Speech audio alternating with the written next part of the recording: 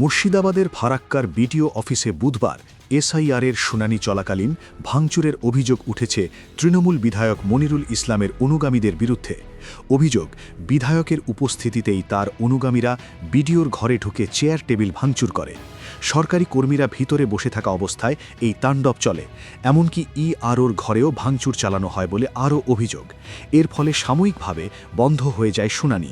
ঘটনার পর পুলিশ ঘটনাস্থলে পৌঁছায়, যদিও এদিন তৃণমূলের বিধায়ক মনিরুল ইসলাম বাইরে বেরিয়ে এসে বলেন, রামের যখন নাম শুনছে তখন উনি বলছেন আপনার কিছু লাগবে না, আর রহিমের যখন নাম শুনছে তখন 14 গোষ্ঠীর ওর খতিয়ান চাইছে। এই টিচারিটা নির্বাচন করেছে,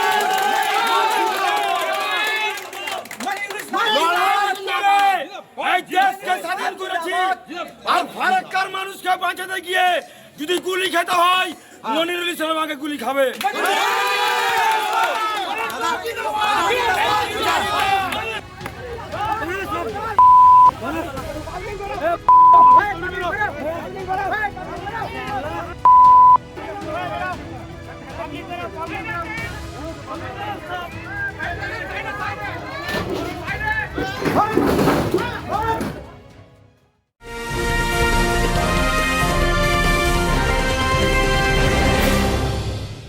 উত্তর 24 পরগনা ও তার আশপাশের এলাকার মানুষের সেবায় ক্যাথ ল্যাবের মতো অত্যাধুনিক সুবিধা নিয়ে পরিষেবায় ব্রতী সারদা মাল্টি স্পেশালিটি হাসপাতাল।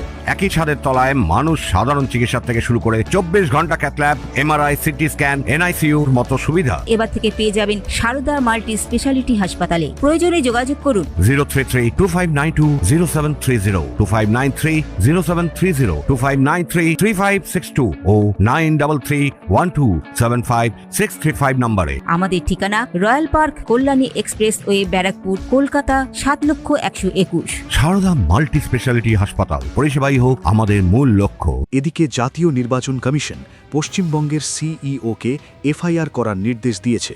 রাজ্য পুলিশের সহযোগিতায় প্রয়োজনীয় পদক্ষেপ গ্রহণের নির্দেশও দেওয়া হয়েছে। জেলা শাসকের কাছ থেকে রিপোর্ট চাওয়া হয়েছে এবং ঘটনার ভিডিও দিল্লি চেয়েছে। জানা গেছে, ফারাক্কার বিডিও ইতিমধ্যেই এফআইআর দায়ের করেছেন।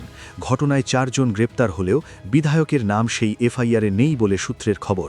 এদিকে ঘটনার বিষয়ে রাজনৈতিক ওয়াকিবহল মহল মনে করছেন, একজন আইন প্রণেতার সামনেই যখন আইন ভাঙা হয় তা গণতন্ত্রের জন্য বিপজ্জনক বার্তা বহন করে। এখন দেখার এই ঘটনায় কী পদক্ষেপ গ্রহণ করা হয়।